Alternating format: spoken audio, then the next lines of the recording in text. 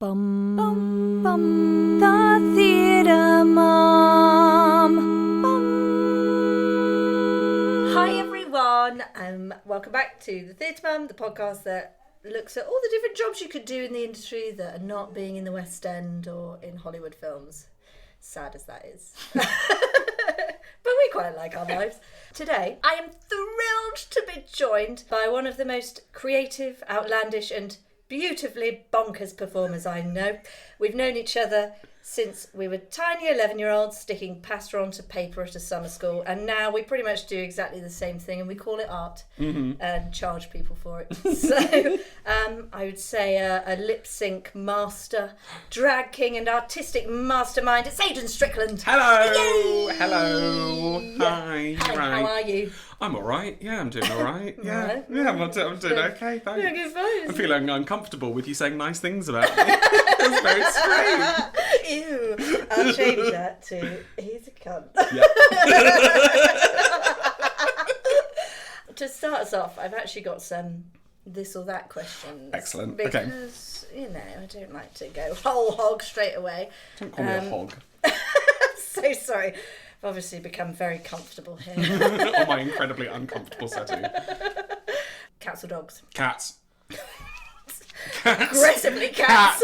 I'm of the opinion that most cat people are also dog people, but that most dog people just like hate cats. Correct. But yeah. I love dogs. They're very intense. I want like a housemate, not a child. Do you know what I mean? Yeah, and a cat is a housemate. Yeah, exactly. But like I gently prefer a cat. Whereas I think dog people are like, cats are disgusting. Maybe a cat doesn't like you. Maybe It's you gonna smell kill great. me.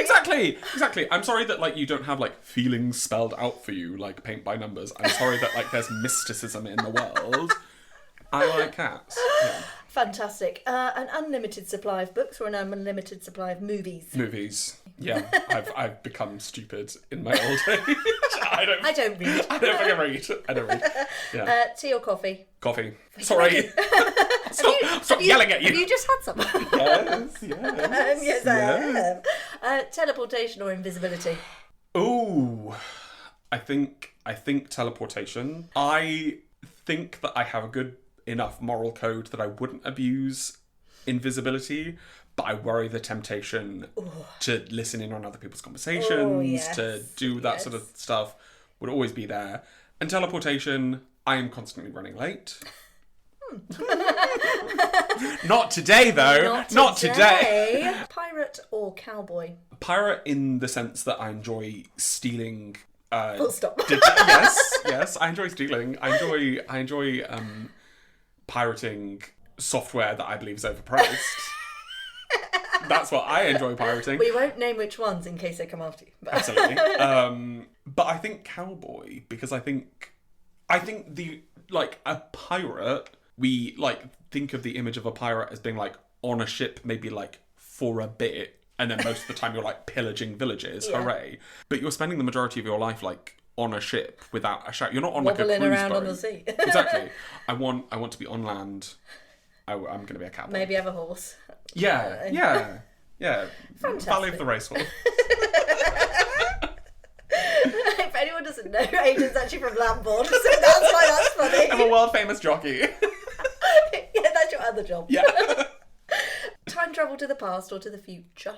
The past, because I fundamentally believe that if we ever invent time travel to the future would be so logistically difficult that if you were to I don't believe in like going back to the past and then changing the future. I don't think that's a thing. I think you just create like a split timeline. I think if you went to the future, it would be so irrelevant because you'd come back and change whatever trajectory you're on so that the future that you went to is not the future that you'd live out.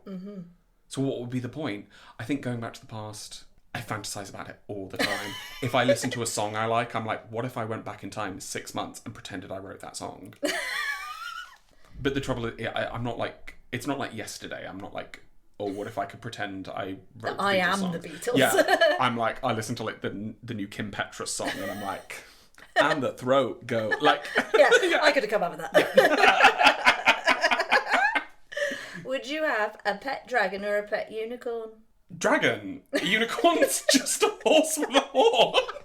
Fuck that. Give me a bit of hot glue. I can do that. Fuck that.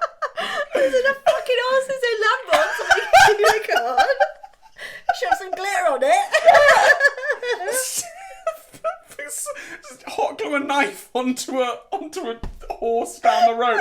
It's wondrous. Ooh, Look at it. Oh, a dragon. I'm going to ride a dragon around and burn down cities. Yes, a dragon. Fantastic. Thank you. Narnia or Neverland? I do love Michael Jackson. To be fair, I did not specify. I think I actually do think Neverland, because I think Narnia's a little bit too political, and there's something a little bit like worrisome about a place where like any white British child that visits Narnia just like becomes king or queen. That is troubling. Yeah, there's something worrisome about that. I worry they're like enthusiastically being colonized. I'm suspicious of that dynamic, and it also just seems like it does kind of feel like, let's create the most magical world you can imagine, and then what if its politics were just like just our politics? And also they're kind of opposites, really, aren't they? Like, oh no, they're the same. In both places, you never grow up, or rather, you do grow up in Narnia, but then you come back, and that would be quite scarring. Yeah, there's a lot of, I don't know, some trauma therapy. Yeah. Imagine being like there. married with kids and then coming back and you're 5. Yeah, Neverland. Yes. Yeah. Vampire or werewolf? Vampire. Werewolves smell. I'm certain of it. I'm certain. Yeah. Would you prefer to be able to talk to animals or understand any foreign language? Any foreign language, because I think animals aren't thinking anything coherent. I think we've got this fantasy that, like, if we could understand animals, they'd be like, I'm in the mood for food. I want to go to the park. Come on, human. Let's go. They're just like, the light that I hate. That face. Recognise. That, like... Firework. Yeah. Shot at. Like, they're not saying anything of interest that we can't glean from, like, just getting to know them as they are on their own terms already, I think. Whereas Very languages, nice. I think that's... Probably more useful. Yeah, I think so, yeah. Fantastic. Those are the end of my this or that questions. So we're on to... Do I have autism? Actual... Do I have ADHD? What are the results? Analysis is. I've got a therapist outside for you, Aiden.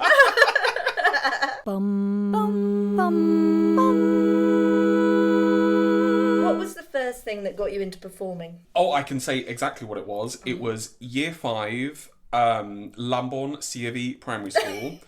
Shout out! Sponsored post. We had a new teacher, and they did like a kind of kids version of Midsummer Night's Dream, and I got to play Puck. And it was the first time that I'd ever really kind of done any sort of performing, and it was like it unlocked something in me, and It's very hardcore to go into Shakespeare in year 5.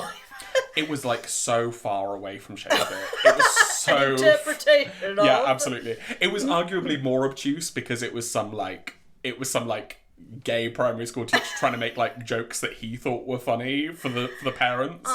So it's like 9-year-olds being like just the worst, like cheesiest panto jokes that none of us understood. But yeah, it was the first time that I'd ever like, and it was perfect because it was just pretentious enough that it's informed everything about me. Everything about me is just like pretentious, but like secretly stupid.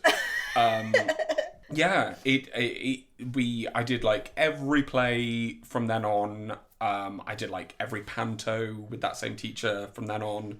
Got into community theatre. Hey. And then just kind of, yeah, it just became... Never stopped. Yeah. Didn't you then go to some drama schools and things? I then did go to some drama schools. More than one? Unfortunately, a few. Yeah, a few. Which ones did you end up going to? Well... And what did you do at those? What the hell did you do at these I drama did schools? very little homework at them, is what I can tell you. Standard. The big one that I like to throw out is RADA. I went to the Royal Academy of Dramatic Art. the Royal Academy of Dramatic Royal Art. Academy of Dramatic. I did my master's degree. Oh my god, he's got a master's. RADA. And Birkbeck. Yeah, I did the masters there, but we were doing... the degree was called text and performance. So it was basically just like dramaturgy. So it was kind of like theatre making, but like mostly kind of text focused. So we were like shit on the bottom of their shoe. They could not have cared less about us. Oh, absolutely. We were bottom of the barrel. Anytime we wanted to like studio space, anytime we needed anything, they were like, okay, well, we have like 30 20-year-old BA students who have paid tens and tens and tens of thousands of pounds every term to be here. They are our focus. You're just here to like write your little shit plays. And they were shit plays, I'm not gonna lie. But yeah, no, it was a very, very different drama school experience than I think most people have had.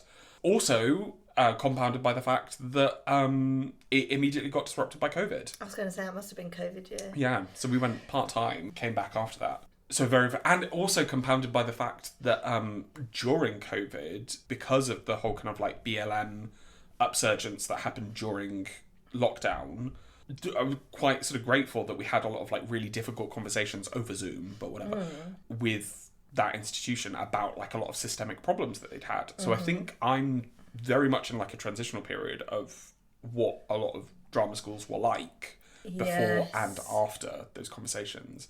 Because I think most drama schools had a similar experience to me where like the entire upper level management, all these directors that you would never normally see, that you'd be terrified of, and that they could kind of say whatever they wanted to you, and in the name of moulding, had a bit of a comeuppance, and it seems like things have changed. Yeah. Good. I always a little bit regretted not going, but I just could never afford it. When that was before they upped all the fucking prices again. Oh yeah. And then now I see loads of people's stories of drama school, and some people had a great time, and good for them, lovely. Yeah. But lots of people did not, and there's a lot of racism and favoritism and homophobia, and I just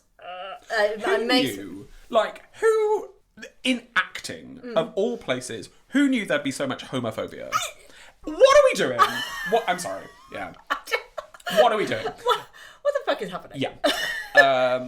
Yeah, I mean, some of the best and most successful performers I know did not go to drama school, and it kind of doesn't come up.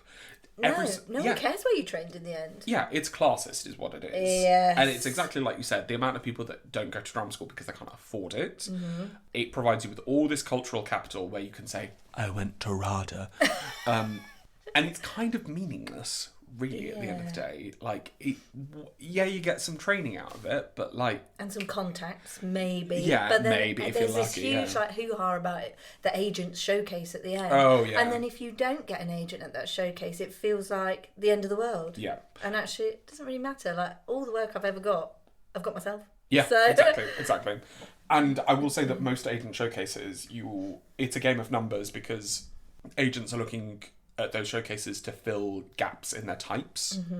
So you need to invite as many agents as you can to a showcase, because chances are they're looking for a very specific type of person in that agency.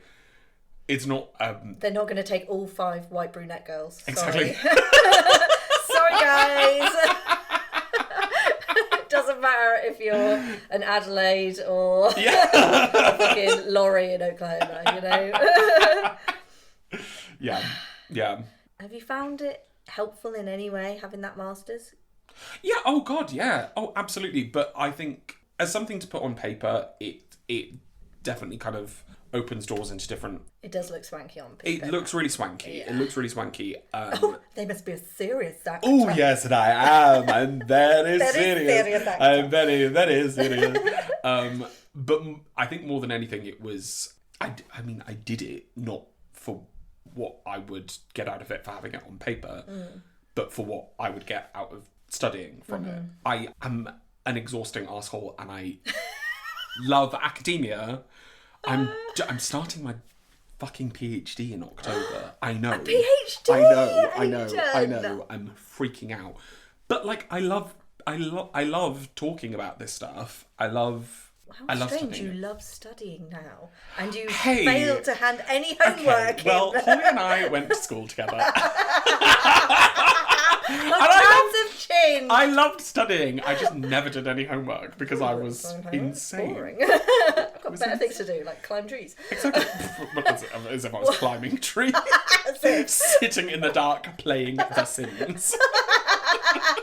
What are you doing your PhD in? Oh, it's a whole thing. It's He's very excited about it. So it's basically this kind of grant wanted somebody to study like how the arts during lockdown might kind of help us with a roadmap to kind of future preparedness for like pandemic relief. Which is very topical because we have yet another pandemic coming off the shores in America. Yippee. But yeah, they wanted somebody to kind of study how the arts facilitated that and how also it can help kind of like guide us post-pandemic. And my pitch to them was like, that's all well and good. It's a little bit fucked to say, how did artwork that we made in response to and during this time kind of help us guide, because they wanted people to look at like theatre and yada yada yada. Mm-hmm. And I said perhaps what's more useful is looking at the career trajectories of people during, before and after COVID can kind of help us understand that. And because my sort of field is like queer nightlife, queer cabaret, drag, that sort of stuff, I thought it was a good way to sort of like narrow down the pool of kind of examination, and to also kind of make the point that like disenfranchised people, and you know, queer nightlife isn't just about like queer people, trans people, all that. Like queer nightlife is an intersectional hub for lots of different ways that people are marginalised. All of these people are freelancers. They're all one-person bands that exist because of the art form they're doing kind of outside of a lot of governmental support. Yeah. They're not facilitated through this process. So how did they adapt? What did they do? And how has it changed the landscape?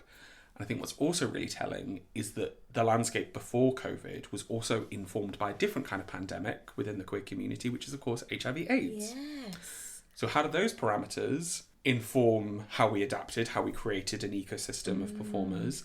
How did a different pandemic screw all of that up? Yeah. And then perhaps there are some kind of nice little silver linings from all of that. And the kind of main takeaway, I think, that I'll be looking at is the way that it sort of helped accessibility. So there, you know, we were just talking about classism.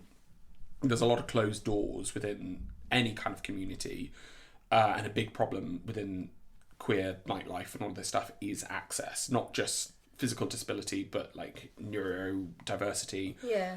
And suddenly, when we're all stuck at home, having to stage ourselves on little screens, not only were we suddenly scrutinising ourselves in a different way and realising that some of us might be queer, some of us might be neurodivergent, some of us might be all these things that we had never considered before, but we were suddenly able to access queer spaces because the queer space was our lounge. Which is all well and good, but then you come out of COVID and I can't take my lounge with me. I can't take my lounge with me. I can't get up these stairs Yeah. to this club that is private and inaccessible by design Yeah. because it needed to be private and inaccessible for safety because of HIV/AIDS Yes, okay. persecution. How do all of these things mix together? Slap some cheap wigs on it. PhD. Thank you so much. Thank you. Give me a doctorate. I've got a doctorate now. Thank you. It's about disabled people in wigs. That's the title Yeah. of your final dissertation. I can't wait to read it. Me too. Now, I actually saw you do something called Orlando. Oh, God, I Like- haven't thought about that. It was over 10 years ago. No, it wasn't. Yes, it was. Whoa. I was looking up earlier and I was like, shit, that was in Jesus Bristol. Christ, Holly. I'm so sorry to bring back these traumatic memories. 10 years. Oh my God. Wow. Where did okay. that one come from? Because that was a one-person show, wasn't Yes, that came from my BA, and that was me. I think I'd literally just like read Orlando by Virginia Woolf, and I was like, what if it was a show? I think I'd watched Orlando, and I think I'd watched Pink Flamingos by John Waters for the first time, and then, I don't know, got hit by lightning or something, and then I love those moments. yeah. And I wanted to do like a big kind of ridiculous queer cabaret that was somewhere in between theatre and drag and cabaret and all of these things, and it turned into a very stupid one-man show. Did you take it to the Fringe as well? I took it to the Fringe. Yes, I did. Yes. I didn't have a clue what I was doing. Oh. I self-produced that thing. It was a nightmare. Oh, fuck. Oh, shit. Ooh. See, I've spoken to a few different people who have gone to Fringe with various different experiences. How was yours?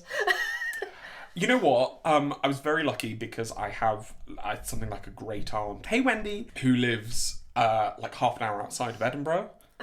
Yeah. Fantastic. So I stayed with her while I was there, so that cut out vast amounts Oh of my cost. lord, yes. But it was just me. It was just me. It was Doing me. everything? Everything. I was producing it. I was performing it. I was marketing it. I was doing everything. I had one lovely tech person who was the venue's tech person who was a delight.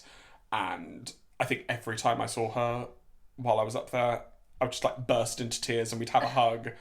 And then she'd be like, right, you need to be ready in 6 minutes. And I'm like, okay, yeah, that's fine. That's fine. Like scraping eyeshadow onto my face.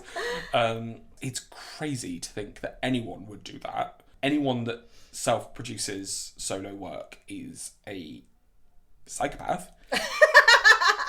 It could have been God or psychopath. I wasn't sure where it was going to go. And oh my god, the people that you meet at the Fringe who are doing solo shows and who have a production company behind them. Mm-hmm.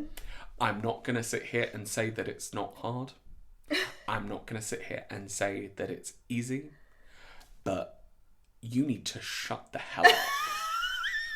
I would go and have like coffee or lunch or something with friends and they were like, oh my god, I don't know what to do because there are 3 seats left to sell in my show and Soho Theatre are really mad at me because every other day has been a sellout. And I'm like, okay, cool, well, I performed my show to one person last night and it was bad and I wanted to kill myself.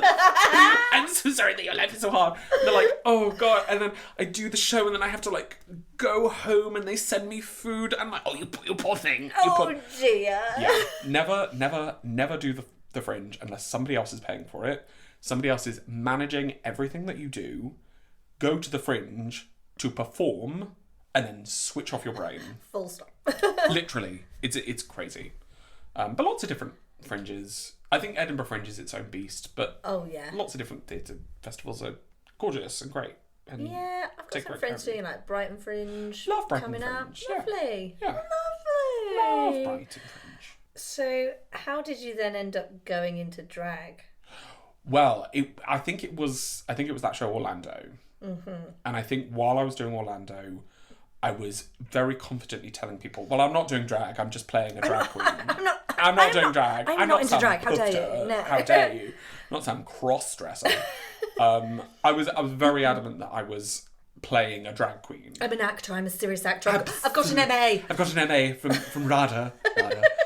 Yeah, I was telling people like, oh no, it's just incidental that I've done. The show that I've written, it makes sense for me to be in drag. Right. Which is preposterous because since Why deny the obvious, Satan? Exactly. Let me go get a fridge magnet from the kitchen that shows me in drag as Mary Poppins at 4 years old. Like, what are we doing? Like, I had an older sister. Of course I've been doing drag my entire life. There was I believe a period of like a few years where I like refused to do anything unless I was wearing my Ariel costume. Hello, Mum and Dad. Hi. Yeah, like, no, of course I was always doing drag. And I think there's less so now because of things like RuPaul's Drag Race. Yeah. But I think certainly growing up, the idea of doing drag was laughably shameful. Laughably That's shameful. not a career choice. Disgusting. Well, it's not even that it's not a career choice. It's certainly still not a career choice for me. I don't know how I'm here. But it's kind of like cringe and gross and like growing up it was like, you know, I mean, hey, throwback. I remember sitting in I think it was history and seeing in your art folder that you had a big drawing of Frankenfurter. Yes, And us both kind of like looking each other dead in the eyes and being like, oh, there's a new level of our friendship that we didn't realise we had. But you, the idea of saying to somebody like, what I want to do is dress up like a woman, just disgusting and outrageous. Less so now, much less so now. Still, certainly a certain amount of stigma. Yeah. But yeah, I think that was always sort of like in the back of my mind, but I was like, no, I'm much cleverer than that. I'm much more interesting than that. And that's not what I want to do. Drag is stupid and pointless and yada yada yada. And it. But then I went back and did my MA, and I've been sort of performing with friends in Bristol for a while. I'd been doing that show. I'd been doing sort of cabarets and stuff like that with friends, and quietly realising, like, hang on a minute, actually, I think it's always been drag. I'm going to have to go back on my word, and I told everyone I wasn't doing it, and now I am. And I did that MA, and the final project was like this big thing about Sodom and Gomorrah, and it was very much a drag show. And it was exactly the same as that Orlando show that I'd done, but this time I kind of had the language to sort of explain what I was doing. And from there, I did, Soho Theatre does like a drag and cabaret lab, I did some drag competitions, I did all of this stuff. And now I think I have a language of drag that is so sort of divorced from the idea of like just cross-dressing genders. I certainly have no shame in that side of it anymore. Like that, I have a huge amount of trans friends who found their gender performance through drag. Yeah. And that's certainly, part of my journey. But my idea of drag is that like it's very good at doing gender play, but that's certainly not the be all and end all of it. It's not the only thing. Exactly. Yeah. It's much more capacious than that. I think it's much more like that playfulness and that frivolity that I was sort of like defensive against is absolutely its strength. Yes, it's probably one of the biggest places you can experiment, and no one goes, oh my god. Oh, they just accept whatever you throw at them. Quite fucking right, as they should. Yeah. And also, because would you class yourself as a drag king? I don't really know. I call myself a drag minor royal. I'm the Fergie of drag, the other Fergie of drag. I think the drag kings kind of get, I don't know, they don't get as much of a chance as drag queens. And it's misogyny. Yeah. That's all it is. Yes. And there have been times in my life when I have identified as a drag king, and it's hilarious that I would still not get opportunities as like an AMAB person dressing as men. I would still be suffering from the misogyny of this world that's just like, that's stupid. Don't be ridiculous. Don't be stupid. I think it's a lot of problems, and I will say like 80% of it is RuPaul's Drag Race. But I think that 80% of the RuPaul's Drag Race of it all is that cis gay men are still men. And any kind of like, any adversity or any whatever that we suffer, we still have male privilege. Lots of people get like a first time in drag. Did you have a like, I'm going to dress up, or I've been put into drag by my drag mother? Did you get any of those? My drag mother is my sister, Ellie Blake. And it was 4 years old. Yeah, absolutely. I think, and people often talk about like their drag birthday or like how long they've been doing drag, and I don't really have a clean answer to that. Do you remember like a first paid performance or a first performance per se where you were like, I'm going out now as Aiden Strickland? I think aside from that Orlando show, which I think was its own sort of beast, I think the first time I did drag in London and got paid for it, oh god, I don't even know if I got paid for it. Certainly the first time I did drag in front of an audience that I hadn't like organised was at the Glory, which no longer exists, is now sort of the Divine. It's like two very sort of like beloved East London venues. Okay. And I was doing a competition called Lip Sync 1000. I'd made this act where I was an ostrich. I was a drag ostrich. Yes. Yeah. Yeah. Of course. Yeah, of course. No more questions, please. Thank you so much. And it was very, very silly, and I had like this big giant costume, and it was yada, yada, yada. And I developed it with this drag lab. It was the first thing that I sort of developed as its own thing, its own sort of self-contained 5-minute number. With great love to them, like a room of about 20 incredibly woke people, myself included, the wokest of the woke in London. We were an elite task force of woke.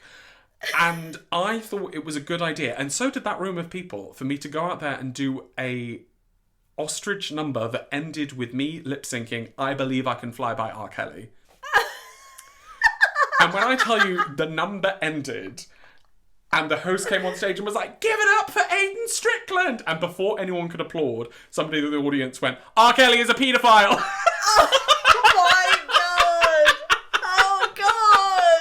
But joke's on them, I got through to the final. That ostrich coming through. And I changed that number to... Michael Jackson. to Rolf Harris. She's got out a wobble board. I retooled the number, I was a kangaroo. There was what's it called, the end of High School Musical? Sorry. Oh my god. Yeah. That one. Oh Lord. Yeah. And this poor person, they kind of gave me all this feedback on stage and it was yada. And as I came off stage... instant feedback. Oh yeah. Oh, I've got some stories to tell you there. Oh my lordy. This person, I came off stage and I was feeling really good about myself, got really good feedback, and then this person who'd shouted from the audience came and cornered me on the way to the dressing room. And they were like, "R. Kelly's a paedophile." And I was like, "I agree. I'm sorry. I agree. The song just fit with what I was I know. I was like, I'll change. I thought I was being clever. I thought I was reappropriating. Like, I stole the song. He didn't get any money. Like, I thought, but like, I take your point and I'll change it. And they're like, "Oh, what, this is unacceptable. Like, you shouldn't be doing that. It's an unsafe space for queers." And I was like, "I agree. I'm sorry. I do agree. Like, please stop yelling at me." And eventually, I was like, "Listen, the next person who compliments me on the act, I'll just say R. Kelly is a paedophile and take my word for it that I will change the song. Thank you for letting me know." And they were like, "We'll see about that." And somebody walked past as we were having the conversation. They were like, "Oh my god, I loved your act." And I went, "R. Kelly is a paedophile." Oh yeah. Please tell me about some of the feedback. Oh Jesus. I think the worst one by far was I was doing a wonderful competition called Top of the Slops, which was fantastic. Yeah. Up until this point in the competition, I had received nothing but glowing feedback. Okay. I've been doing really well. Really Feeling good well. about yourself. Yeah. In my mind, I was like, you can do no wrong. Like, whatever you do, people will enjoy it and it will be the right choice to make. Boy, oh boy. It was live vocals week. So I came out dressed as a middle-aged man with sort of like a press lectern thing with a load of mics and stuff. And was sort of fielding questions from reporters. And then I started singing One Direction's "Everybody Wanna Steal My Girl." As I started revealing more and more giant posters of Madeleine McCann on stage. Everybody wanna steal my... And I was Jerry McCann. Oh. Yeah. So I was handing out flyers to the audience. Oh my god. And what I was saying is that 70% of the audience went off and loved it. 30% did not. And that's very fair. That's understandable. And then midway through that song, I, quote unquote, spotted Madeleine in the crowd. I'd done something really mean. There was another competitor in the competition who actually went on to win it, called Cabbage the Clown, who's a fantastic drag thing. They are like the absolute best, and they have a show coming to the Fringe this year called Cinema Drone. They're astonishing. They're wonderful, but they look like a tiny little girl. And I said to them, "Cabbage, do you mind if I just like pinch you for like a bit in the song? I'll point to you in the audience and you just have to run out of the space." And they were like, yeah. They didn't ask any questions. That was their first error. Yeah. And so one of my posters was a poster of them, and it said, "Would now be 19." So I spotted them on the audience and I was like, "Madeleine!" Ran after them, did a quick change in the hall, and came back in dressed as Madeleine McCann singing "Maybe" from Annie. Oh.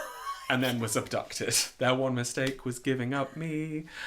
And so the feedback was mixed. And that week, one of the judges was Tom Rasmussen, who is a wonderful musician and who has a show at the South Bank, I think, coming up in the next few weeks. They're absolutely amazing, and I was quite sort of like excited to meet them. And they were Impression did they have of a you? bad one. I made a bad one, Holly. First I made a impressions bad of- impression on them. And they basically, while I was stood there dressed as a little girl, like they basically read the hell out of me, and they were like, shock value for shock value's sake is meaningless, and what you've done on stage is wildly offensive, and you should be really embarrassed of this, and like blah blah blah blah blah blah blah blah blah blah. And I was like, Smiling. But then, unfortunately, and what that's probably what should have happened to me. That's the response I probably should have gotten. Yes. But unfortunately, the head judge, who's an incredible performance artist called Wet Mess, then was very generous and was like, well, actually, I thought that it was a really interesting commentary on whiteness and class privilege and like blah, blah, blah, blah, blah, blah, blah. All of these things that it was supposed to be. It was supposed to be all of these things. Yeah. And they were like, I actually thought it was really interesting. And I was like, So this like actually very helpful feedback that somebody gave me completely undercut. And so now whenever I see Tom Rasmussen, I'm like, hi, Tom. And he's like, oh, God, I'm so sorry about that time that I yelled at you. And I'm like, yeah, you should be. When in fact, he's completely right. And the other 70% of the audience should have felt the same. Yeah, absolutely. And I have done that number a few more times. Not changed it. You know what? I have changed it. Oh. I'll tell you why. How, rather. We know why. We know why. What I've done is that during the quick change, a projection comes up with a bunch of stats of missing kids. And it basically sort of says, like, since, whatever time, this amount of children have gone missing. And it breaks down that number and sort of tells you how many of those kids were refugees, how many of those kids were from black and brown diaspora, like all of these things. And then it tells you how much money the McCanns have raised in search of Madeleine McCann. And it breaks down where that money has gone to. It has been used to look for one girl. They have not started a foundation to look for other little girls. It has been used to pay the mortgage of 2 doctors, the McCanns. They've raised millions and millions and millions of pounds. And they've still not found her. They're not gonna find her, Holly, are they? They're not. She's not going to look like the Madeleine McCann. She's gonna look like That they Cabbage lost. the Clown. They're not. They've raised an insane amount of money, and little kids go missing every day. Thousands of kids go missing a year in London. Just London. And loads you don't even hear about. Yeah, because they're not beautiful, white, affluent little girls. That's a very good change to make. Thank you. That's very good. So as I come out, after the audience have seen this, I start singing Maybe. And the projection carries on with all of the stats and stuff. And while I'm singing Maybe, I am yelling at the tech person to turn my mic up louder. And so there'll be like stats coming up, and I'll be standing in front of the stats like, don't look at that, look at me, turn up my mic, please, maybe in the house! And now I think the point comes across a little bit. Yes. It's still sort of- distasteful, but still. Yes. But in a fun, learning way. We're nothing if not educational. How is the show about child abduction? Fun! It's fun! It's really fun. I laughed a lot. Well, I feel like it's all learning. I think so, isn't yeah. it? And I feel like at least you listened to the feedback. Yeah. And you didn't just completely ignore it and go, I'm fucking doing it anyway. And I did. And I still fucking do it. Has your drag style changed very much since you started? Yeah, definitely. I think when I started, I was always trying to do something. I still kind of maintain that I dress up like problems. Nice. I think when you grow up being like a little weirdo, you're used to being the problem, aren't you? You know, you're used to sort of like saying like, well, my identity is we were not the in problem. the cool group, guys. No, we were in our own group. We had a cool band. Yeah, we'd make up songs. .com print. We did fucking months of that. Yeah, yes. Something like I am a mole and I live in a hole. Didn't we have that? I am a mole and I live in a hole because I want to. to. Anyway, we're both artists now. We're both artists. We're very important artists. Yeah, I think there's something kind of interesting in sort of saying like, well, here I am dressing up as a problem, and then through the logic of theatre, and I'm glad that I have that theatre training and that sort of like that interest in like the mechanics of it. In the space of 5 minutes, I want to kind of like pose a problem and then give an unexpected solution to that problem, either by getting the audience to laugh at how inconsequential or easy to deal with that problem is, or by maybe kind of humanising that problem and allowing the audience kind of in on it. And I think I still do that, but I think what I do a lot of now, because I spend a lot of time dressing up as problems, I do a lot of like dressing up as like horrible people. They are the problem. They are the problem. And I think people book me because they're like, oh, Aiden loves dressing up as Prince Andrew. Oh, we'll get... So He loves it. He loves it. So we'll get him in to play Mr. Schuster in the Glee show. Like, you know... So I do a lot of that. And I quite enjoy chin. that. That chin. So do you then just get booked to do lots of different shows? And do you get like... You have like 2 numbers you're allowed to do, or 1 number you're allowed to... I don't really know. That's most of it, yeah. I think nowadays, I think themed shows are kind of like a dirty word in the cabaret and drag community, because I think there's this idea that we're sort of bastardising the form. And a lot of my work comes from getting booked to play characters in themed shows. And I do take umbrage with that a little bit, because queer spaces are dying. They really are dying. And number one, we need to be doing as much as we can to kind of bring new audiences into them. But also, I think the rules and the sort of ecosystems that have supported queer, and not just queer, cabaret spaces, nightlife spaces, all of these things are changing. There's all this complaining that like Gen Z aren't going out and dancing, they're not going out and drinking, they're not doing all of these things. When in fact, I think a lot of these people, I was about to say kids, they're all like in their like, they're all about to turn 30 now, aren't they? Jesus, horrifying. All of these generations, what they're actually doing is kind of like mobilising different kinds of publics into these spaces. And I think that's another thing that COVID taught us, that like when you're online, you find different types of communities. Yeah. When we came out of COVID, we sort of wanted to see them in spaces.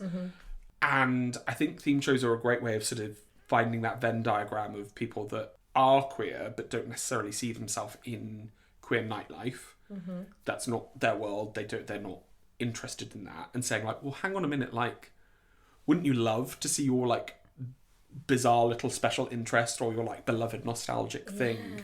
Wouldn't you love to see that queered? Wouldn't you love to like see that and experience that and be part of that? I literally do not understand the problem with themed shows at all. I think that Yeah. that surely is going to sell more tickets. This is the thing, like that's why I think it's sort of like a dirty word, because they're like, well, you're just doing it to sell tickets. They're not actually quear audiences. It's like, Partly, yeah. But also they're coming to watch a queer show. They know it's a queer show. Exactly. It's seen as like a cop out, and I think that's preposterous. Like I think that if We've got bills to pay. Exactly. We're not doing it. This isn't some like noble art form. Like it's grown out of the cracks in support. Yeah. So like, yeah, all of these people need to pay their bills. So yeah, we're gonna put on a Shrek show. Yeah. And guess what? People are gonna fucking love it. Yeah. And guess what? 100% of that audience are gonna be gay as hell. Yes. Just so you know. Yes. And we're gonna sell out. Like it's So I think a lot of my work comes from either me or somebody else saying like, listen, we gotta do a themed show, we've got to pay our bills. And actually it turns into something much cooler than that. Like it turns into there's a great producing duo called Her and Me. They're very confusingly called Me and Her, the drag queens. But they do a lot of themed shows, and they have been doing it for, oh God, decades now, probably. Oh, isn't that depressing? And they put on a hell of a show, and they book the right people, they book diverse lineups, and they get new audiences in based on an intellectual property in to watch a drag show. And suddenly, those people that never were before are now patrons of queer art. They're going to watch theatre, they're going to queer spaces, they're going to do all of these things. They've suddenly, their love of this thing has been weaponised and co-opted into seeing something really cool and gay. I think that's great. Yes. And some of the shit that has come out of those shows, my God. In fact, tomorrow I am doing a Schitt's Creek cabaret at the Clapham Grand, where I will be playing Roland Shit. And yes! Yes. Yeah. In fact, have you ever heard of Don't Hug Me, I'm Scared? Yes. Yeah. We used to do a show based on that called Don't Drag Me, I'm Scared. And we performed that show at the Barbican. Bloody hell. We got flown overseas to do that show. And the people that would come up to us were the queerest, most neurodivergent people I've ever met in my goddamn life. In my life! And now they go to drag shows, and I think that's beautiful. I think that's lovely. Yes. Some friends in Norfolk just did a BBC one. And Wait, a BBC drag show? Yes. Probably an unofficial BBC, I would say. Wait, like it was themed around the BBC? Themed around the BBC. That's genius. So, that's so weird. Yes, but oh my God, this drag king called Willpower. Oh, I know Will. Yeah, so they did Mr. Blobby. Yeah. And just made their outfit, and they had their catsuit made, a blobby catsuit. Beautiful. But this giant head, and they were ripping a Pudsey bear head off. Incredible. And sexy and awful at the same time. Absolutely. And that's all I want. All we want to do is, like, bastardise your childhood. That's all we want to do. What's the problem with that? I think they did Tracy Beaker in there. Oh, yeah. We had Miranda was in there. Great. All sorts of weird shit. And also I find those sort of themed shows, they're quite welcoming of, like, if you're new to drag and you've got an idea 100%. Yeah. like, I feel like it's more accessible to get into it. People are more willing to accept you in rather than trying to get a fucking audition even for a show in London is like climbing a fucking brick wall. Yeah. Well, that's the elephant in the room, isn't it? This kind of like weird limbo space in between, particularly kind of like queer art and community theatre. I think that queer art sees itself as its own distinct thing because it's satirising heteronormative culture. It's saying that, like, I can pick anything, and if I do it in drag, it's no longer like some like amateur production. It's actually like a knowing satire on it, so it's therefore kind of worthy. And that wasn't always the case, you know. Like, I think, as I was saying, like pre-Drag Race, I think the lines between amateur theatre and queer performance were much more blurred. But now I think that there is this weird distinction that people make between, like, oh well, I'm doing a show and it's actually a drag show and it's a drag parody of this and blah blah blah blah blah blah blah. And it's like, okay, well, the Amdram company down the road are doing I don't fucking know. Kinky boots. Kinky boots, yeah, kinky boots. Like, what is the difference between those two things? You're both taking an intellectual property and you're both kind of allowing the community to engage with it on their own terms. In many ways, community theatre is a lot more prescriptive, I would say, because you have to kind of engage with rights and you have to do it properly. Yeah. But with queer theatre, we're saying, like, did you ever watch Nathan For You? No. It was great. It was Nathan Fielder had a TV show where he would, like, jokingly try and fix businesses, and there was a coffee shop that was kind of being overrun by local Starbucks. And so what he did was he rebranded the coffee shop as Dumb Starbucks. And the entire thing was just a complete Starbucks recreation, but they put dumb in front of everything. And they were like, it's a satire on Starbucks, so we can use your intellectual property. Genius. So it kind of drives me crazy when you get sort of like scoffs at the idea of Amdram productions, when in fact they're actually often a little bit more professional. Because they have to go through the proper routes. They've actually invested some money. They've invested some money. into it. They've invested some time to rehearse. Yeah, often like 5 months of rehearsal. Yeah, exactly. Not like 1 hour in your bedroom before Exactly, you're like, exactly. shit, I've got a show tonight. The amount of times that I have turned up at a gig, seen the person that I'm supposed to be doing a duo with, and being like, oh, should we take 5 seconds to go through the steps? Yeah. So you do a lot of lip syncs for your acts. I do, yes. Is that primarily what you do? Do you do a bit of live singing as well? A little bit of live singing. Should I? Who's to say? I'd say predominantly lip sync, a little bit of live singing. I'd say the majority of kind of like theatre stuff that I do is live. But the majority of the kind of like the short form cabaret that I get booked for to do for other people's stuff is lip sync, I'd say. I'm guessing you make all your tracks yourself. Yes. And you also make all your own costumes and props and things. How much time do you think you put into creating one act? That is a great question. Oh, I shudder to think. I really shudder to think. And it's making me realise that I should up my booking fee. I don't know. I think depending on the gig, a lot of the time you'll spend a lot more on a number, either because you know that you'll then be able to do it again outside Recycle of it. Yeah. Or else you're kind of putting a lot of love into it simply for the love of being able to do it. And I don't think it's worth dismissing the kind of social media impact of all of it. I don't give a crap about that, and I'm dreadful at it, but I know a lot of people get booked to do one number, have it filmed properly, and then know that that's like a lovely nugget. Yeah. I'd say I'll probably spend like a day all in all max on a costume. If I can't get it done within a day, I'm ordering it from Amazon and I'm returning it after the show. That's what I'm doing. Making tracks, I think, is relatively fast. I am so intolerant of other people making tracks, and the amount of times I've watched a number and I will just kind of like slyly chat to them afterwards and be like, did you want me to just do another? I'll do it for free. I'll do it for free. Did you want any help? I'm fine to do it. It's fine. But yeah, I'd say all in all, absolute minimum, I'll spend like a day and a half or 2 days spaced out over preparing for an act, but then rehearsing it. 5 minutes. No. I like if I'm doing a lip sync. Oh God, you need to be spot on. Absolutely. I My feel God. insane if I go on stage and I don't know a lip sync. I feel absolutely insane. I will walk around with it playing on a loop in my headphones. You will see me on the tube and I will be mouthing along to Nicole Kidman in The Hours on the tube. Do you enjoy all of the sort of prep stuff as well? Yeah. Oh God, Yeah. It's really sad because people ask me what my hobbies are and I'm like, I just do my hobbies as work now. I used to like Surely doing that's this. a good thing. I think so in some ways, but yeah. Like I like making, I'm not very good at making costumes, but I really like doing it.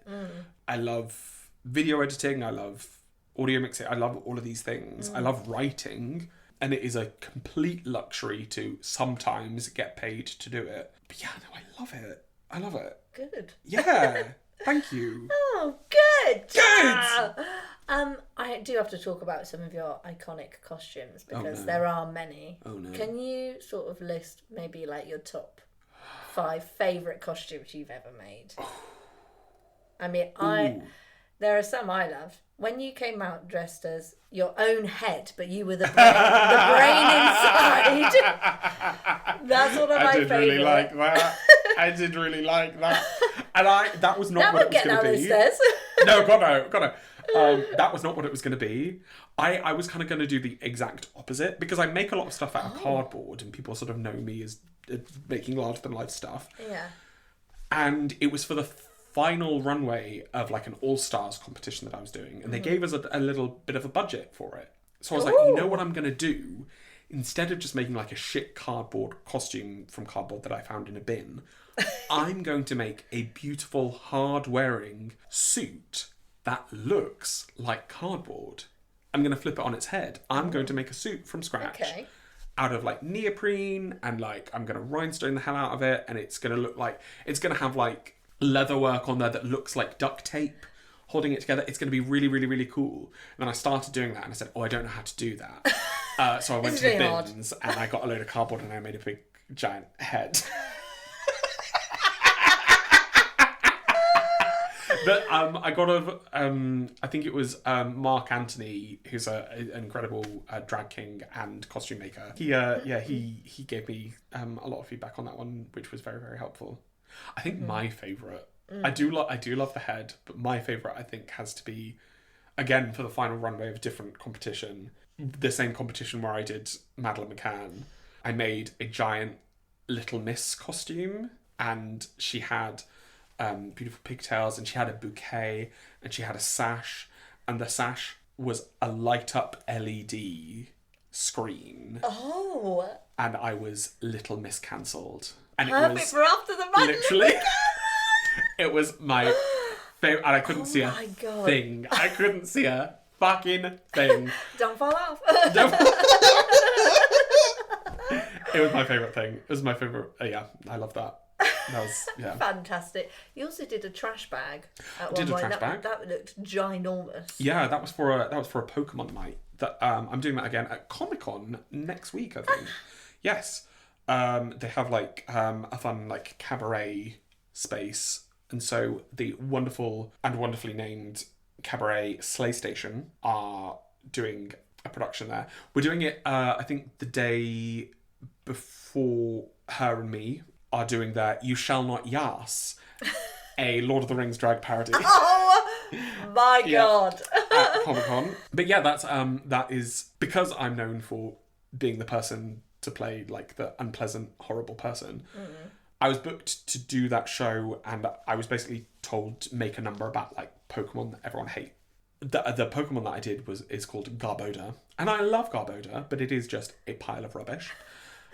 So the number is I come on in like there's just like a skip on stage, and my head pokes out of the trash while there's cellophane by FK Twigs, like didn't I do it for you, while a bunch of clips of like, this is Ms. Mojo and we're counting down the top 10 sexiest Pokemon of all time, like just like a montage of those. Yeah. And I poke my head out, and I'm a little like pre-evolved version of that, singing "Didn't I do it for you?"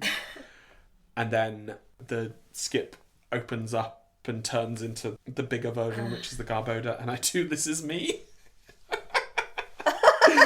like, can I just take the moment to say, the amount of people that come up to me after I do that number and they're like, "That was beautiful," and I'm like, "Oh, you're an idiot." Thank you. Thank you. It's very important work. Yeah, 100. Yeah, absolutely. I love that song. It's so powerful. You're right, especially sung by Garbodor. So all your stuff that you make, do you just do it in your house? Oh yeah.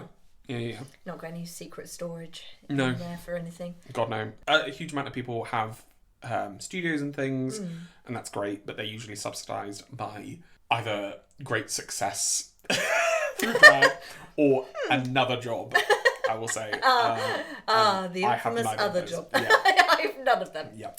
Fantastic. Yeah. So as you can see, just to the side of this beautiful podcast setup that Holly has, there is a giant cardboard ear on my dining table at the moment.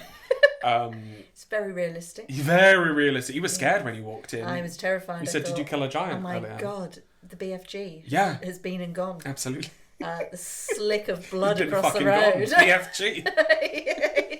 Fucking gone. Where do you find your work?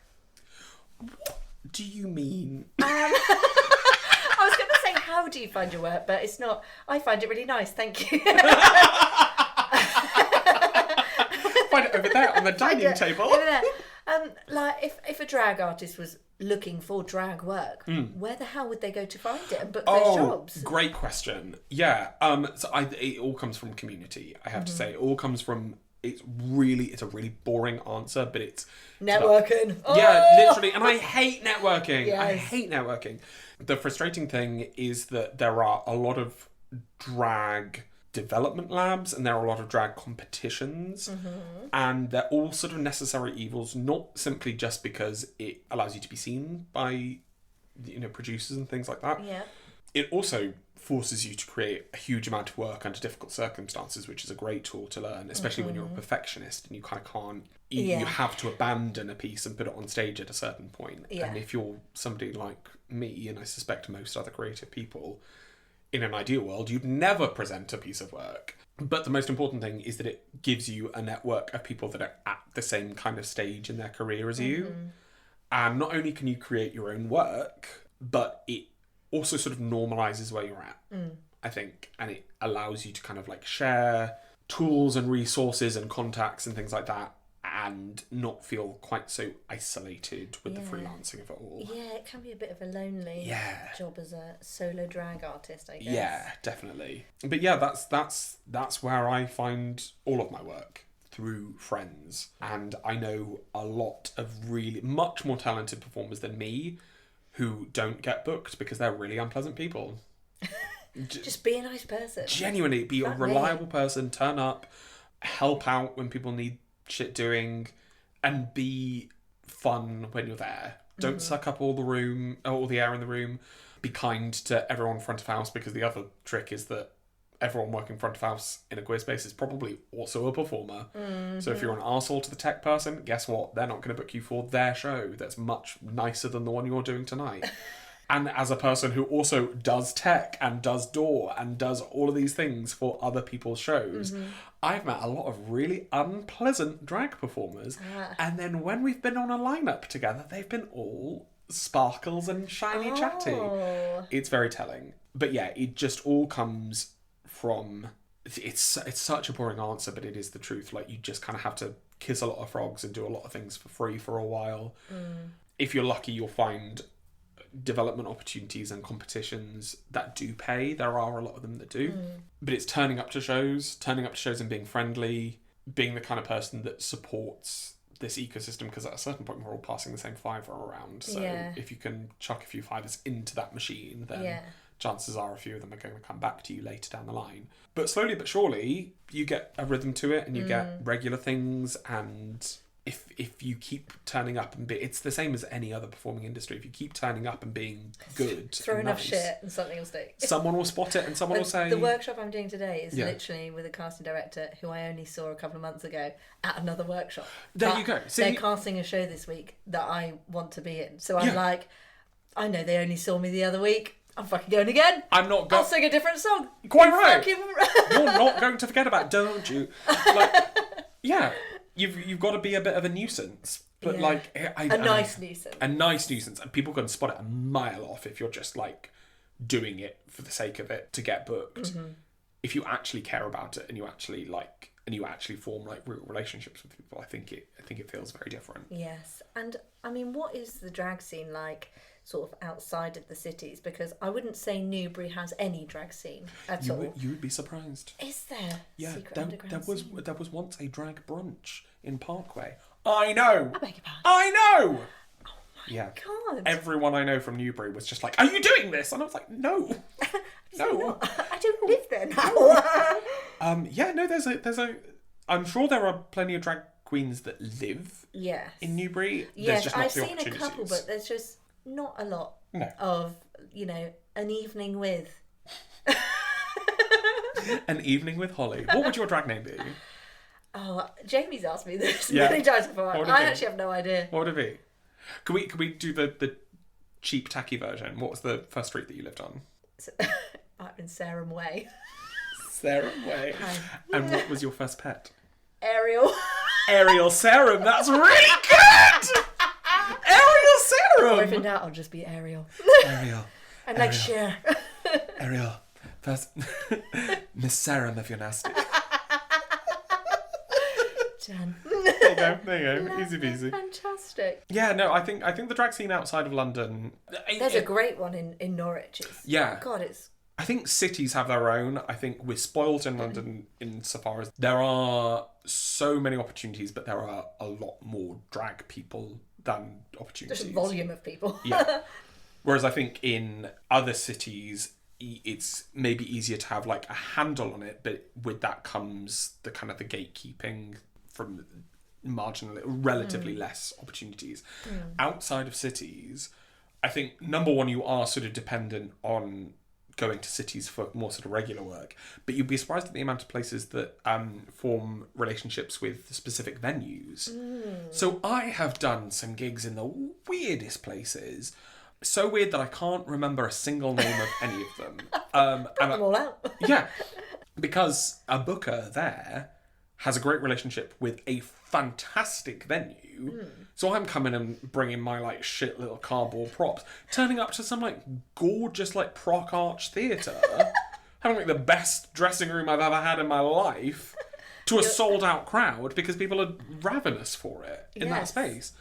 And equally, there are a lot of bookers. There's a great touring cabaret company called 100 Watt Club that make a business out of that. They tour to kind of more regional spaces, but like good spaces. And they'll bring, a variety of performers. They'll bring some from London and they'll bring some more that are more local. And it's fantastic because the people that you see are always the best audiences. Yeah. Always, without question, because they are so excited for it. Yeah. That sounds really patronising. I know. But like it's true. It's like great. Occasionally a drag show will come to the Corn Exchange in Newbury and like it will sell out. Yeah. And they fucking love it. People love it. But I think it's because there isn't very much of it available to see. Yeah. Like there aren't queer cabaret nights going on Yeah. in pubs and things in Newbury. Yeah. And I dread to think of the safety of any people doing those. One of my favourite stories in terms of safety is because I'm often dressed up as something that's like not necessarily a sexy lady.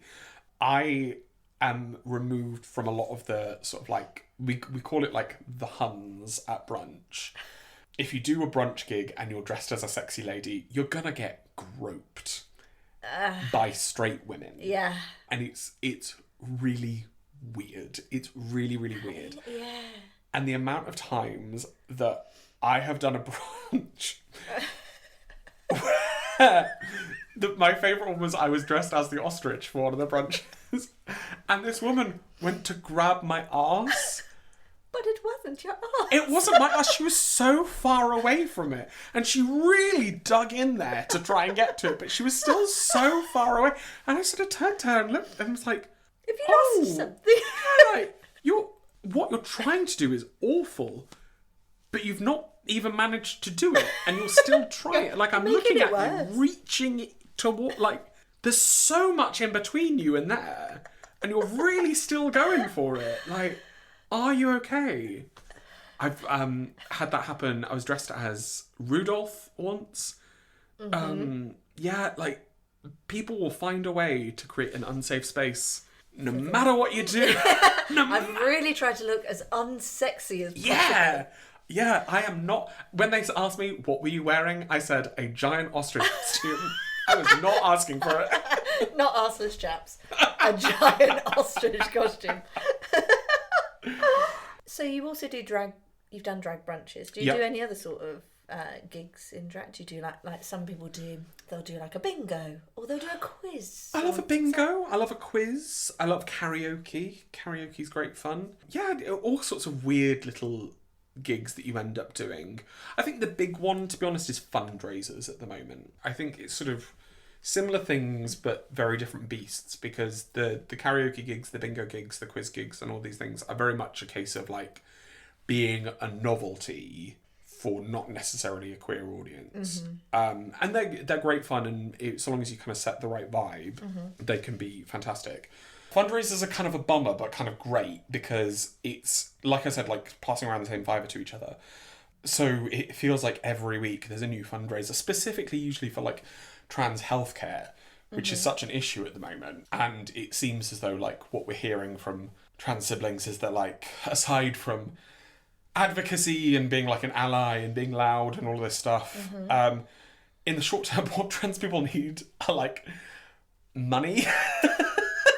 They need access to healthcare. They need their work subsidised if they get made redundant for being trans. They need support. And I find it's often, like, it's become a bit of a cliche where, like, it seems like there's a new trans fundraiser every single week, but every single person I know that's run a fundraiser, there's a huge amount of shame in it. So I'm like, I hate that I'm having to ask my community for money, but exactly, like, nobody should be in a position get it like by that. myself. Yeah, like it shouldn't be a choice between like can I not even just like medically transition. It's not just about that. It's about like living openly as yourself and realizing that's gonna impact your livelihood. So there's a lot of, aside from just kind of normal work, there's a lot of like, oh, I'm gonna turn up and do this thing for free so that we can put on a fun night for so-and-so. Yeah. I'm going to donate my time to do this, to help out with this fundraiser so that we can get as many people from the community in and get like a bit of money from each of them, and then hopefully it turns into... What's quite nice is that because this has become such a thing, a lot of places are kind of integrating that into what they do with the commercial side of things. Okay. So there's a wonderful kind of very historic venue in Camden called the Black Cap that's recently reopened after, I think, 11 years of being closed.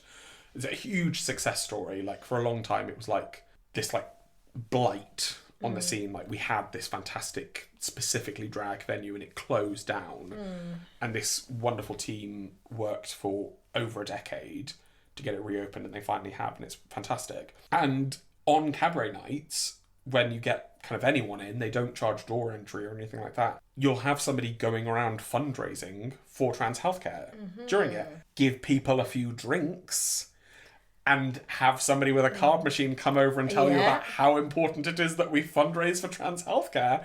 You're going to extract a little bit of money from them. I'll give you a fiver. I'll give you a cent.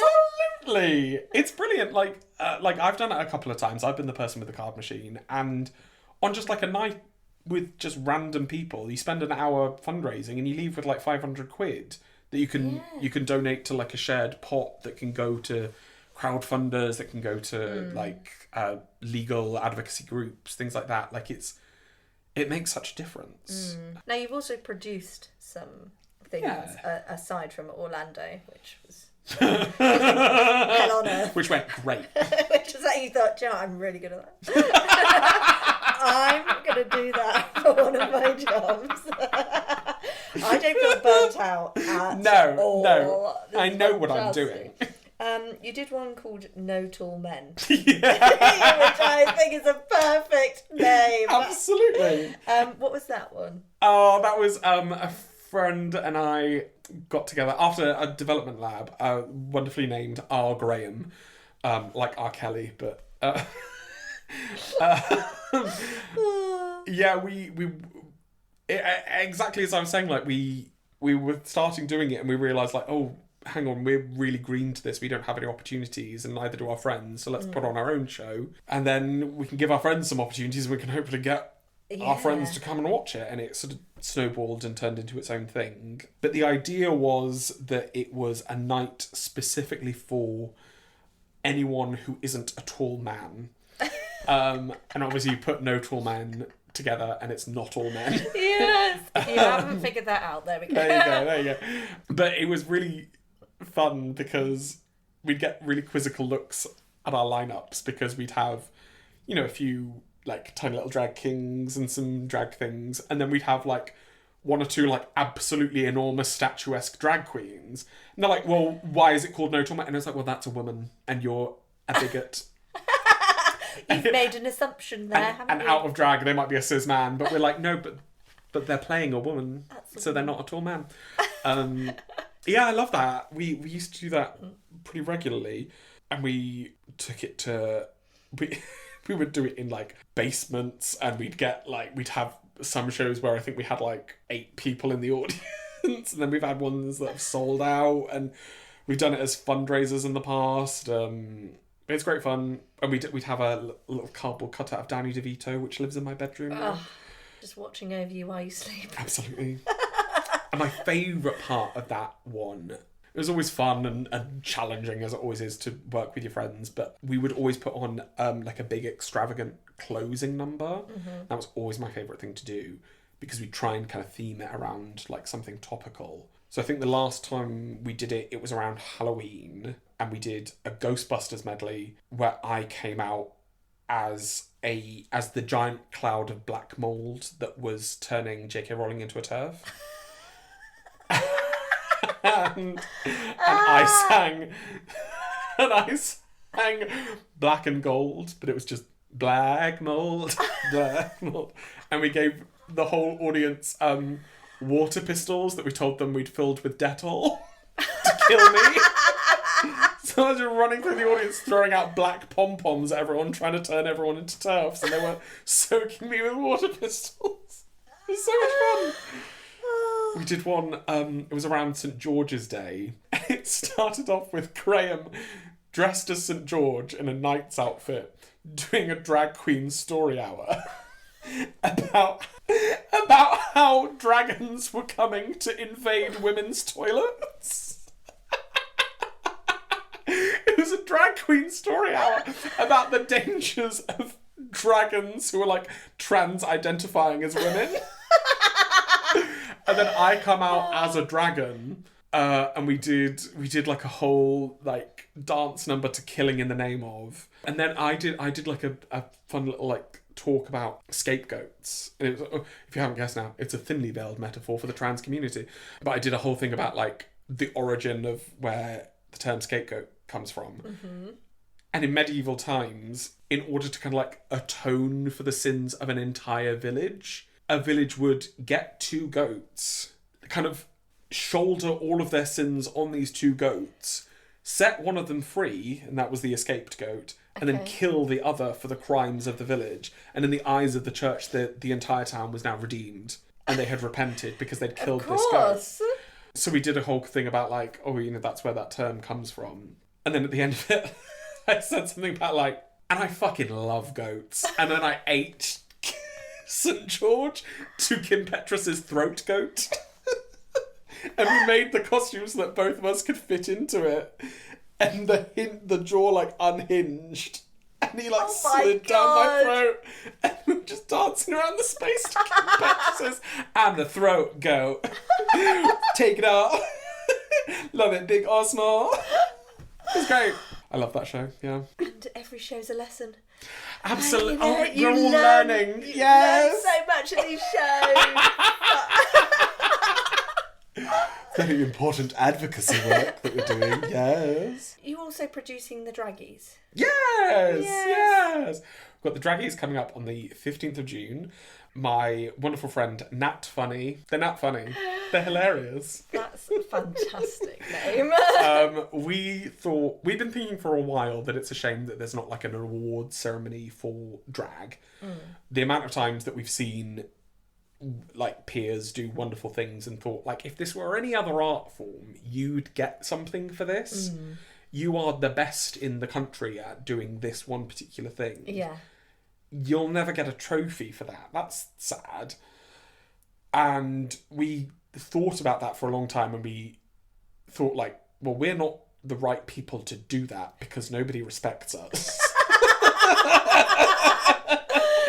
So why would we be the ones doing it? And then we realised, if we did it as a fundraiser, nobody could complain. So yeah, it's like a community vote. Anyone can nominate whomever they want in I think 20 categories that are a mix of very earnest and very sweet and very, very stupid and very silly.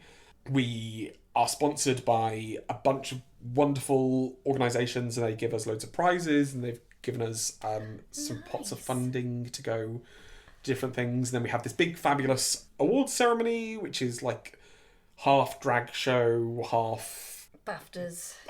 Yeah, if the BAFTAs were financed on donations from your gran, like it's really, really, really stupid. Do you win a steam mop? Because I'm actually quite excited because the last year we did it, we just kind of basically gave people like goodie bags with like their prizes inside of it, and so you'd kind of have to waft through like a bunch of like vouchers from bakeries to be like, there we go, there's the 50 quid from this thing that I want. Like there's, you know. But we've had this wonderful production company called Unlikely Studios basically offer to make all of our trophies this year. And they sent us through a bunch of sketches the other day, and my response was like, I don't want to know what they're going to be. I want to turn up on the day and have a just see table what full they of are. trophies. Just have to give them out. Oh my God. It's great fun. It's a really fun night. It raises a shit ton of money for Great. really good causes. Predominantly trans healthcare again. I'm like a broken fucking record. But yeah, and it gives a bunch of these people a chance to get together and kind of hang out in a way that we don't necessarily do outside of gigs. And also partly in jest, but also partly kind of like seriously award people and give them some genuinely kind of like terrific prizes Yeah. as a reward for being great. And it gets surprisingly competitive. It's really fun. We've decided we're People not love a allowed to trophy. win any awards. No, you're not. If you're And we're not. hosting it. Exactly. As well. And if we're in charge of deciding who gets what prizes. Yeah. Yeah. That's probably frowned upon. Can anybody, like, from anywhere, it's not just London. Absolutely. Check out my socials at Aiden Strickland on Instagram and check on the link on my bio to find out where you can nominate and buy tickets to the Draggies. Aiden's got a link tree, guys. I've He's got a a link tree. professional. My professional Linktree subscription is about to expire, so it will look very different in a few days. At the moment, it's got a gorgeous background. It won't soon. Don't be fooled. So are you doing drag full time now? I mean, ish. It's it comes and goes. Yeah. So I've had a very, very quiet month, but then June is looking to be incredibly busy. So it's like any creative, like you're subsidised by a million different things. Little bit of teching, a little bit of universal credit, a little bit of lecturing on the side, a little bit of that. You know, it's all a rich tapestry of my rent. And there's there've been months when I've been doing really well, and I've not had to have other side gigs, and there've been months when I've had nothing on, and I've suddenly found myself teching every other night of the week, and and that's the case for a lot of people, which is why you need to be nice to everybody. Yes. Is drag something you financially could do full time? I think Is it possible? it definitely is. I think you need to make a lot of kind of not necessarily difficult decisions and not necessarily compromises, but you definitely need to kind of market yourself to specific niches. So the reason why a lot of drag kings and things are much worse off is not just because of like the cultural legibility and the misogyny. It's that these opportunities, bookers don't know what a drag king would look like doing that role. So I've got a lot of like AFAB queen friends that will do things like baby bingo or like karaoke and things like that, and they'll get complaints at the end of the night to say like, but that wasn't a man in a wig, that's not drag, that's not what I came for. Meanwhile, that person's wearing like a metric ton of makeup, the biggest wig you've ever seen in their life, and like a gorgeous fully rhinestone costume, and they're phenomenal on the mic. Yeah. But there are certain avenues and certain gigs that are just completely unavailable to a lot of people. So I think you need to sort of package yourself in a way that, if you're a drag king and you want to be doing those kind of gigs that will pay you, things like corporate gigs, things like corporate prides, things like private bookings, you sort of need to take what you're passionate about with drag kinging, with the drag thinging and stuff like that, and find a way for it to be bombastic in the way that is kind of legible to audiences that are less au fait with that. Yes. If they're expecting Alyssa Edwards, you can still turn up and be a man. It's just perhaps you have to have a giant pompadour and you need to have an exquisite robe rather than a gown. You kind of need to signal towards these things, and it's very unfair. Yeah. Because there's really legitimate ways of doing this sort of stuff that are really like fun and interesting, but without kind of appealing to expectations. Those doors are completely closed off for you. Yeah. But it's just like any freelancing, you just need to kind of have like a rich network of a density of opportunities that aren't going to be on all the time, but once they're kind of collaged together, they sort of overlap to create long-term work.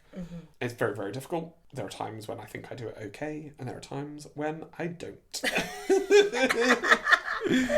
Yeah. What advice would you give to somebody who's maybe new to drag and is trying to... Diva, get a job. No, it's horrible because I feel like all I do is complain to my friends about every new generation of baby drags coming in.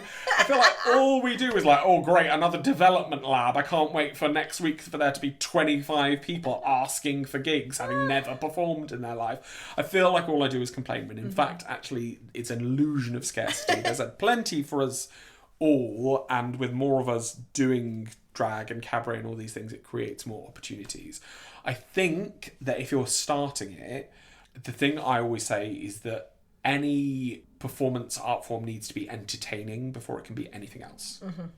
I fundamentally believe that drag and cabaret are inherently working class mediums. I think they are survival jobs for a lot of people. It's an art form that's emerged because people fell through the cracks of society and kind of needed to find ways to perform their gender and support themselves. It's emerged from people needing to do it. And if your reason for doing drag and cabaret is because you have some sort of wanky academic point, a la Aiden Strickland, you need to find a way for that wanky academic point, or that wanky self-indulgent point, or that sort of very personal thing inside of you that needs to come out. You need to find a way for that to be appealing and entertaining to an audience who doesn't give a crap about you. It can be both of those things. It really can. And I think the best drag is both of those things. It is something that's intense and personal and says something, but it is either funny or impressive or heartwarming. It's something that somebody who doesn't know who you are can watch and enjoy. You need to practice your craft. You need to take it seriously. If you don't know what you're doing with things like costumes, then buy a cheap costume and spend an afternoon of your life rhinestoning it. Do something to elevate it. If you don't know what you're doing with a track, either find somebody who does, or just stick to a song as is. Yeah. Don't overcomplicate it. Find some way to elevate what you're doing and maintain that craft. I think the best example of all of this are burlesque performers. Burlesque performers often go into burlesque because they're looking for kind of self-exploration. They're looking to kind of emancipate or project something about themselves. We often joke that some of the best burlesque people out there are like successful corporate divas who are like, I'm so bored, I just want to take my clothes off in front of people and realise suddenly that they're fantastic at it. Burlesque artists are the hardest working people on the cabaret scene. They are doing lessons every bloody week. They are learning new skills. They are creating their own outfits. They are rhinestoning themselves from top to bottom. They are perfecting everything they do at every step of the way. And they don't get enough credit. They do not get enough respect. And I think every drag person, every cabaret person needs to, number one, take a few burlesque classes. Very, very transferable skills. But number two, get friends with some burlesque people to see how hard they're working and kind of match their level. It's also no secret that the burlesque community is dominated by women, and that's a big part of why they're underserved. And it's also a big part of why they do it so much fucking better than the rest of us. Also a big part. Yeah, take it seriously. Take what you're doing seriously and even if find you are ways. being silly. Yeah, silly is a serious business. Yes. Silly is hard. Silly is cool. There's a wonderful academic called Joe Parslow who writes a lot about like silly drag. We kind of often use the word stupid to talk about like if you make like a really stupid joke or something, or like blah blah blah blah blah blah blah. And he will always be particular and say it's not stupid, it's silly. It's very, very clever what you've done here. It's very, very good, but it's incredibly irreverent. And that's what drag's great at. It's irreverent. It satirizes normal culture, and it says, oh, that thing that's really important to you, I can do that.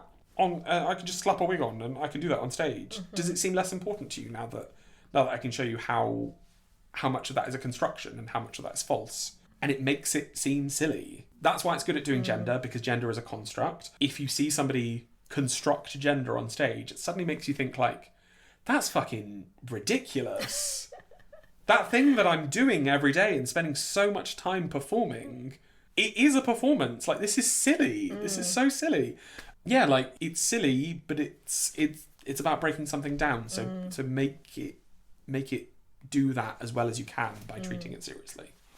Is there anything you wish you had known when you first started that you know now? Oh God, I wouldn't have listened. Would you? If Holly Lucas time travelled from the future to tell you, like, bitch, get your invoices in order, would you have listened to her? No! No, you've got to make mistakes. You've got to make mistakes. Make a mistake. That's why we travel to the past and not to the future. I think one thing is maybe, yeah, we could travel to the past. One thing is, don't undervalue yourself. Because we're all lucky to be doing this, because we're all lucky to be performing and sometimes getting paid for it, don't build that into your booking fee. If somebody's asking how much it's going to cost for you to do something, work out how much it will cost for you to do it, and then put your fee on top of that. Never lose money with doing any of this, and don't feel as though you are somehow, you should apologise for being green or being unknown or something like that, because what you're actually doing is undercutting more established performers. If you say, like, oh God, I'm crap at this, I don't know what I'm doing, I pay me £75, I don't know, they're going to say, oh great, yeah, if we can pay you £75, then we won't book the much better person who's asking for 250. And that person now has to bring their fee down. Yeah. It's community action and it's all socialism at work, but it's not a case of kind of like holding the means of production and saying, like, we can dictate the market cost of something. You need to look at how much it actually costs you. Yeah. You are part of that chain of production. You don't exist in a vacuum. You don't really have any bargaining power in terms of the work that you do before. So take the time to level out what things are going to cost you and be transparent about it. And pay your friends. Please pay your friends. I don't need to tell myself that. I've always done that. I'm a good person. That's actually just for everybody else. Please exactly. Pay your friends. Don't just ask them for a favour. This is the thing, like, if a friend came to me and was like, oh, I guess, I don't know, I could do it for 50 quid. I'd be like, what are you talking about? It's going to cost you this. I'm going to pay you £3,000 to do it. I love you. You're my friend. So have that same respect for yourself. Yes. You know. Where can people follow your work? You can find me on Instagram at Aiden Strickland. That's AIDEN STRICKLAND. Yeah, I do all of my shit on Instagram. I think I have a TikTok. But don't look for it. Don't look for it. I don't engage with that. Nothing on there. Every so often I'll do a show and somebody will film it and the show itself will go viral. And somebody will message me and be like, oh my God, the show's gone viral. I'm like, Where? yippee. Does that? I've got an antidote for that. Actually. I'm on MySpace. Where's Bebo? It's gone viral on Bebo. How many hearts did we get today? Oh my God, I'm in so many people's top 6s. You remember so much about Bebo. I love Bebo. Did you ever make the skins on Bebo? Oh my God. I love Bebo skins. Oh my God. And you can put the little flash boxes in there. You can have little games on your profile. Oh my God. Oh my God, Bebo. It was either that or MSN Messenger. Loved MSN. Going from school. A little nudge. Immediately on Messenger. Oh, yeah. Where are my friends? Oh, yeah. And you'd curate what you're listening to. You'd have like a really cool song that was playing as your like subject or whatever, and then you'd be listening to Kelly Clarkson, like, for real. This is what I'm listening to. Yeah. You'd have Green Day on mute. Yeah, this is what my friends listening to nowadays. The Starlight Express soundtrack in your headphones. Bum, bum, bum, bum. Do you listen to any podcasts at all? Oh, I do. Yes. Well, give me some recommendations. Oh, I'll give you some What you listen to? recommendations. I think my favourite podcast is something called Attitudes. And it's been running for God knows how long, like 15 years or something like that. It's just a typical kind of like guy and a gal chatting about issues. Chinwagging. But it's very good and they deal with sort of like feminist and queer issues every week in a very fun way. There's a podcast called Material Girls, which is these two Canadian academics who are actually really annoying. They're really, really annoying. Sorry, guys. Yeah, well, I love them to bits, but like I hope they would say the same thing. You know when you're like a massive nerd, and you can hear yourself talking, and you're like, God, I'm so irritating. Why can't I stop? Exactly. And it's because of that, what they're talking about, that I'm like, I can't stop listening to you. You're fantastic. But like, and I see a lot of myself in them because they are so annoying. But interestingly, they actually started off doing, many years ago, they started off doing a Harry Potter kind of like deep read before any of the stuff about J.K. Rowling kind of came out. They really kind of delve deep into it and they unpack it, and they're material studies professors. So they're very interested in kind of like the kind of cross-section of different fields of study into like text and the physical kind of properties of books and stuff. And that was all well and good. They went through all the books, and then years later, we sort of learned more about who J.K. Rowling is, and they decided to reboot the podcast. So like, we're actually going to go through all of this again, and we're not going to sit here and be like, she's evil. We fundamentally disagree with kind of everything that she's saying, but with new information, this kind of gives us more information about the books. So they're less concerned about like, oh, well, Pottermore says this and like blah, blah, blah, blah, blah, blah, blah. And they're more concerned with like, this thing in this book clearly functions as an analogy for this. And this is really interesting. And like, what does this say about the world? It's incredibly deep. They go through a lot of stuff. Really, really, really interesting talks. But once they were done with that, they decided like, let's keep the podcast going. And they've rebranded as Material Girls. And they do deep dives on loads of different topics like Titanic and Twilight and all sorts of stuff.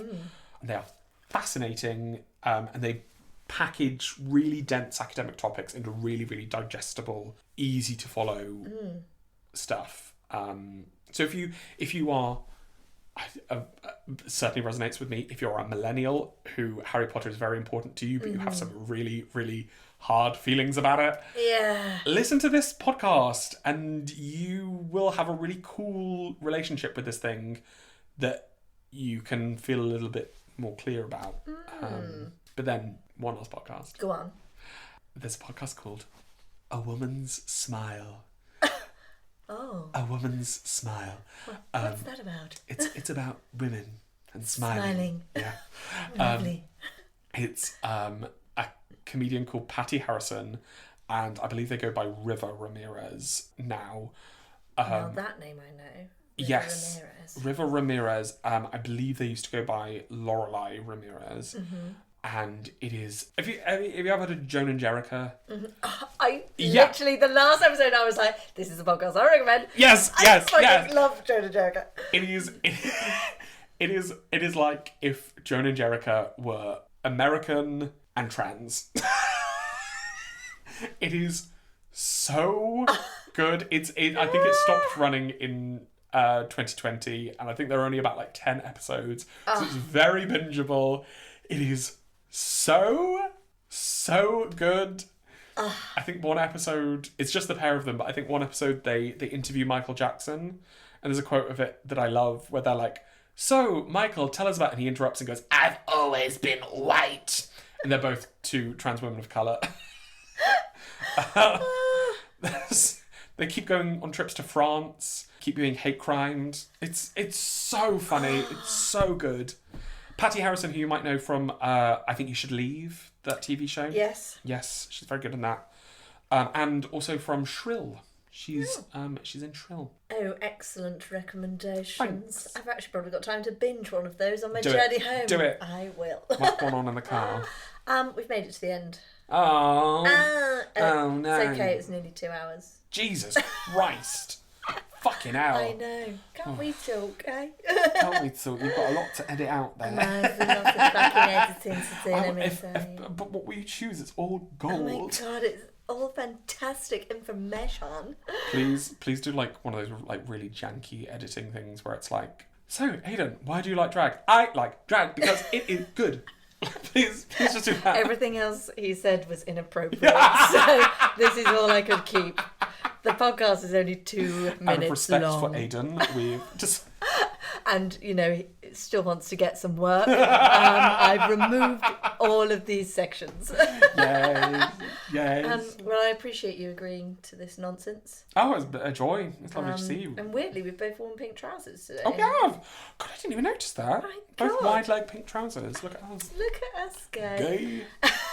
Gay. Hey. Well, I appreciate you very much. I appreciate you. And thanks everyone for listening. Come back next time where who fucking knows who I'll have. No. I didn't even know I'd have Aiden till 2 days ago. So. Takes me a while to respond to messages. And from one creative to another, break a leg, guys. Bye. Bye. Bum, bum.